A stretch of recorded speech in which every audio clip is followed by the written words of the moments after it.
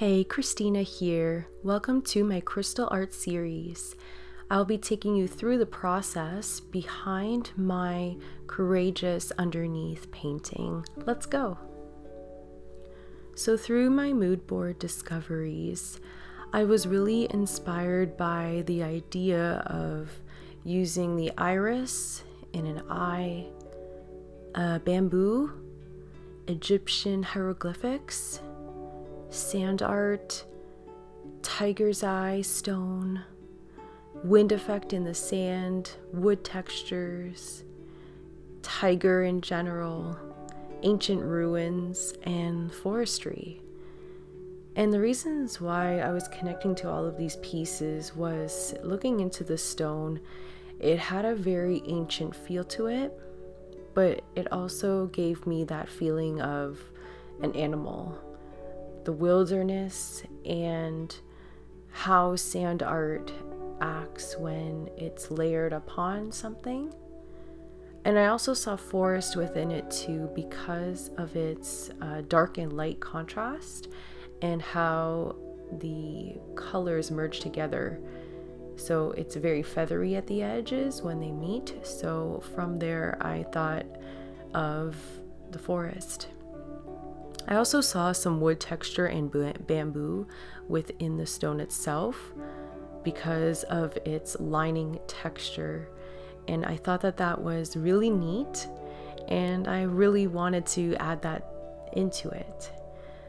So basically, from all these inspirations, I came up with an idea that connected these all together. So I jumped into Procreate, and I started in with a layout using the monoline brush tool to map out my composition, playing with the idea of sand art and the land of Egypt, the ancients, and bringing in some hints of the ancient ruins. I thought it was really cool, and it had a very historical feel to it. And I wanted to introduce hieroglyphics within the eye, so the eye of Horus, and I thought that that was kind of neat to remix it a little bit but introduce it to the piece in a very subtle way, but also bringing in line work that kind of is similar to hieroglyphic line work, because the monoline brush tool kind of mimics that. And in terms of forestry, along the top of the wave was just for some environment. I was trying to create an interesting landscape out of this piece. And now the overall piece has some stripes, which looks like a tiger. So I was playing along that concept that it was a face of a tiger, but then also a landscape within. So these two concepts I thought were really neat, and I want to know where this would take me. So I started to add in some of the base colors now, where I wanted to stick with golds, browns, and yellows to mimic the sand and wood, the land of Egypt, and keeping things warm.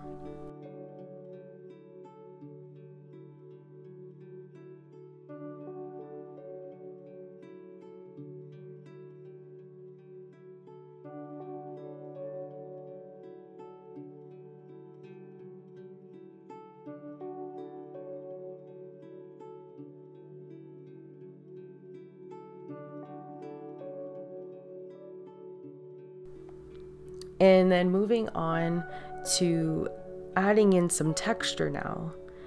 And I wanted to use the lasso tool to make some stripes down the page.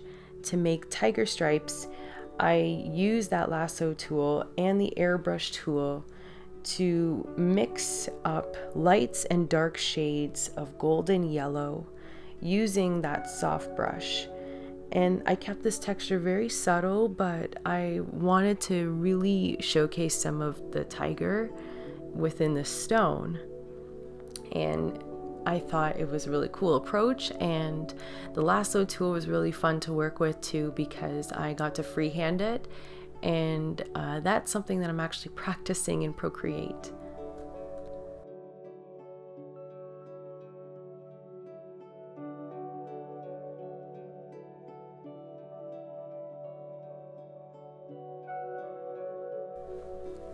So in the third stripe, I used a brush called Stucco and the lasso tool along with it to make the shape look like it was pyramids from Egypt. And then the actual texture mimicked the limestone of a wall with hieroglyphics on it. So I thought that was super cool. And I wanted to capture that ancient feel through that texture. And then the first stripe, so was bouncing back and forth between these stripes. But the first stripe, I used the Flicks brush to add in little dotty textures to make it grainy, to mimic sand, but it really brought in some richness to the piece. And then to break up all of this texture and stripes, I came in with white to, like I said, break up the patterns. So it wasn't clustering or clashing. And I also wanted to use the monoline brush tool to add some organicness to it. I didn't want this piece to look perfect. I just wanted to make it look really rough, movement. In terms of highlights, I wanted to bring in some contrast. So that white was really helping me out in this piece. And then lastly, I thought to add some inspiration of introducing a circle to this piece to make it not only look like a landscape, but from in an ancient time, but I also wanted to look like a face and having a third eye, which really entitles to activating your inner spirit, which of course, the tiger's eye is all about exploring your personal power and opening up to your personal power. So again, this whole courageous underneath is all about finding that courage to let it come out and be yourself and be powerful and let your powers shine. So I wanted to use the burnt tree brush to make an iris within that circle to make it look like a third eye. But I also wanted to still keep that hand done look because I wanted to bring a lot of expression and energy, because that's what tigers are, right? They're very energetic creatures. They're very intense. And that's kind of where I was going with this as well. And then in terms of the ancients, well, of course, everything was very raw and very not perfect. So that's what I was trying to go with this piece. I didn't want it to be so overdone, and I wanted to keep things imperfect because for us humans, we try to be perfect, but we don't need to be perfect. We just need to be, the best that we can be for ourselves, and to really be in our skin and to be comfortable in our skin and not try to be someone we were not, and to not hide our true powers. So this stone really resonated with me, and I'm sure that it resonates to people in today's day and age as well. So now that we've finished our piece here in Procreate, I was going to bring it into Illustrator for setup. So I brought in my artboard and I laid everything out to an 8.5 by 11 page. And I brought in 2 rectangles that were 4 by 6 inches, and I bumped them together. And through the middle, I drew a line between both of these rectangles to map out where the center was. And I marked those as well as marking crop marks in each of the corners of the rectangle. And that was going to show me where I needed to cut down to actual size. And I placed my artwork on the right side because that side is the front of the card, and on the back I put in all my details and my logo. So from there, we have everything set up. I changed all my lines to a lighter color because I didn't want them to be seen in the artwork. So now we were ready to print. So I printed out this card on cardstock paper because it was thick, and I took it to my drafting table. And here was where I scored and cut it. So we went to do scoring first, and what I used was my scoring tool, and I indented the top of the page where the center line was.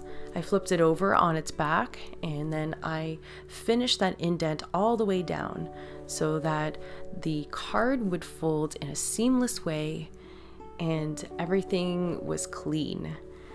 Now moving on to our cutting board, where I lined up my lines with my ruler and X-Acto knife, and I cut everything down to size.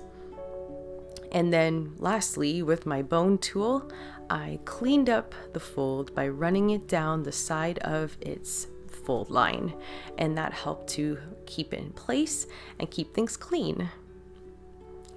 Now, I was pretty much close to done here, but I wanted to add one little finish, but I know that this piece was already detailed and messy as we know it, so what I wanted to do here was to keep things minimal, but I wanted to add in a little bit of glitter to highlight and over-exaggerate the riches of our spiritual nature. So with that third eye idea in mind and the overall spiritual power that we have, I really wanted to emphasize that within this piece. So the glitter was a nice touch in the end. So that was pretty much my process, and I wanted to thank you guys for tuning in, and I hope you stick around for more of my videos. Have a good day, guys. Keep smiling. Bye.